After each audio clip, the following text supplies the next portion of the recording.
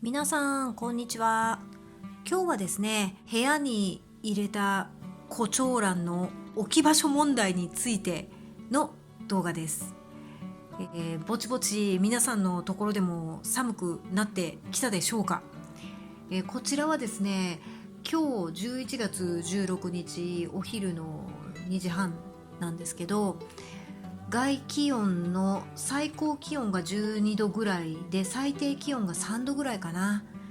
もうめちゃくちゃ寒くなっちゃったんで、胡蝶蘭は今 100% ずっと室内に入れる体制になっています。でそこで問題になってくるのがこの増えてしまった胡蝶蘭の置き場ですよね。もう置き場所にねめちゃくちゃ困ってるんですよ。で夫もね、自分の植物っていうのがあるので、自分の植物の置き場は確保したい。で私も自分の植物の置き場を確保したいっていうことでね、せめぎ合ってますよマジで。いやもうね、光を求めてね、もう置き場争いをしているわけなんですけどね。で胡蝶蘭って直射日光基本ダメって言われてますよね。で一番いいのはレースのカーテン越しの光が当たる場所っていうことでですね。はい。ただうちってね、レースのカーテンないんですよ。窓越し直に置くか、あとは遮光ネット、夏の間ベランダで使った遮光ネットをなんとか窓に貼り付けるか、あとフィルムを貼り付けるかっていう感じなんですけど、遮光ネットを窓に貼り付けるっていうのは見栄えが良くないっていうことで夫に大反対されて、あとフィルムを貼ろうかなっていうのも暗くなるから嫌だっていうことでそれも反対されてね、もう本当に大変ですよね、家族の同意を得るっていうのはね。はい、だから今回私はですね、光をとにかく胡蝶蘭に当てたいっていうことでですね、葉焼けのリスクを冒してまでも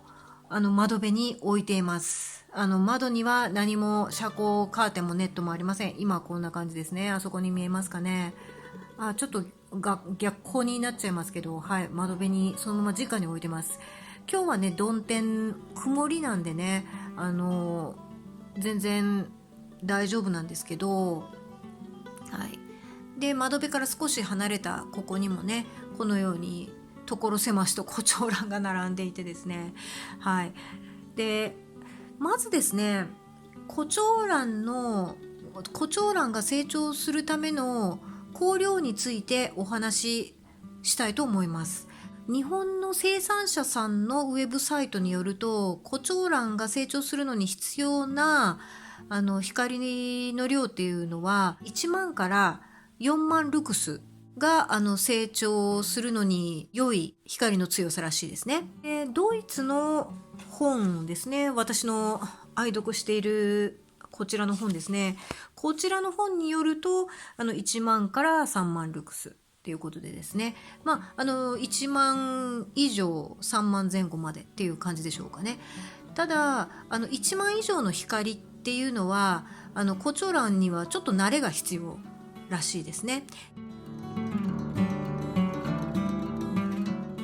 レースのカーテン越しの光っていうのはだいたい5000から8000ぐらいですね。レースのカーテン越しの光の一番いいところは葉焼けがしにくい、葉焼けがほぼしないと言っていいでしょうね。だから安全牌なんですよ。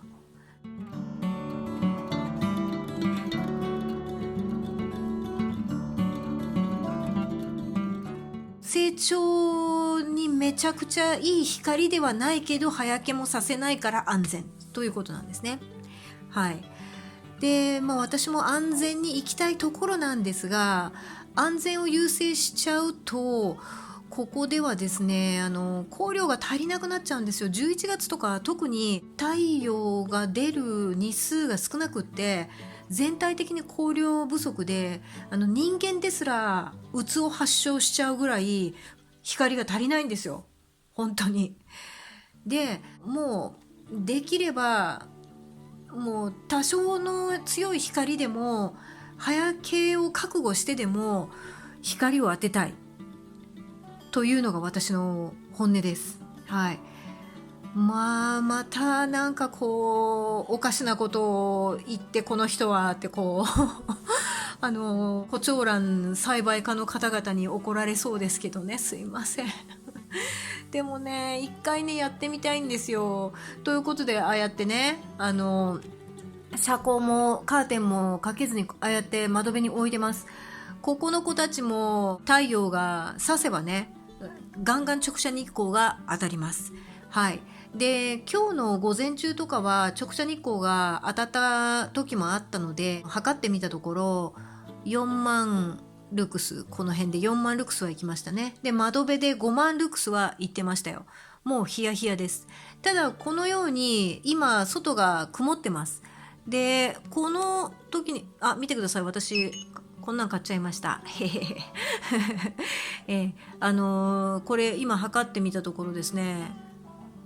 49とか46、少なめっちゃくちゃ暗い。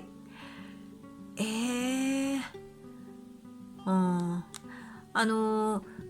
コチョウランに最適な香料は1万から3万とか4万でいいとしてもですよ。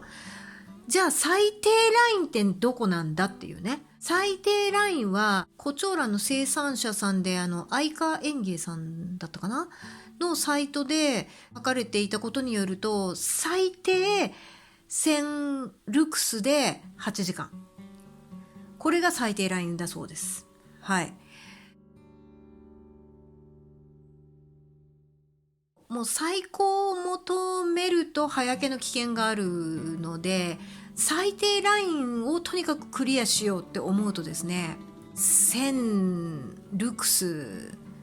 って案外明るいんですよ。はい。例えば今ここ曇りとはいえ、一応光当たってるじゃないですか。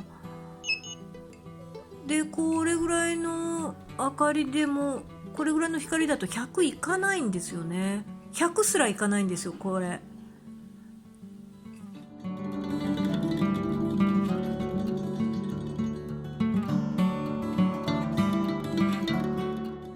明るい室内の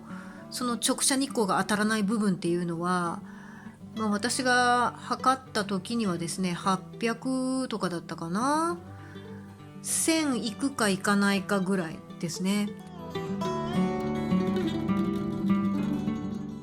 去年ですね、私2年目の今年も咲きましたコチョウランということで、一つ前の動画で紹介させていただいたコチョウランですね、このテーブルに置いてたんですよね。冬の間に波形が2つ出たわけなんですけど、つぼみ落ちが始まっちゃって、で結局うまく最後には咲かなくなっちゃったんですけど、よく考えたらあれって光量不足もあったんじゃないかなって今更ながらに思うんですね。で、つぼみ落ちの原因ってよく言われるのが保湿が足りなかったとか言われることが多いんですけど、ドイツの本には年間を通しての光量不足っていうのが書かれてたんですね、つぼみ落ちの原因としてね。でもしかしたらそれだったかなとも思うんですね。だから今年はちゃんと光を当ててあげたいなって思っています。はい。もうやばい、どんどん暗くなってきましたね、本当もう100いかない光量なんて、もう今日は光合成なんかできないですね、これね。はい。あと置ける置き場としたらお風呂ですね。お風呂の明かり取りの窓はすりガラスになっていて、北側なんですけど、向かいの白い建物の反射光でだいたい5000ルクスぐらいはあるんですよ。晴れた日ですけどね。はい、だからあっちもお風呂場もなかなか置き場としてはいいんですけど、日中窓を開けているので冬でも乾燥させるために、だから温度がめちゃくちゃ低いんですよね。だから置き場はここしかなくって、窓辺はガンガンに直射日光が当たって、で窓辺からちょっと離れたこのテーブルの上は光量が足りなくてもうベストな置き場っていうのがないんですけど、もうこれはどうしようもないですね。で、お金に余裕のある方とか家族に理解のある方は植物育成ライトとかね、そういうのがつけられると思うんですよね。で、そういう方はめちゃくちゃ羨ましいですね。はい。そういうふうに歩行して光を補ってあげるといいと思いますね。ただ私は植物育成ライトなんてちょっと設置できないし、あとは風ですね。風を送る何でしたっけ、モーターじゃなくて忘れた名前出てこない後でググっときますまあね、そういう機械がね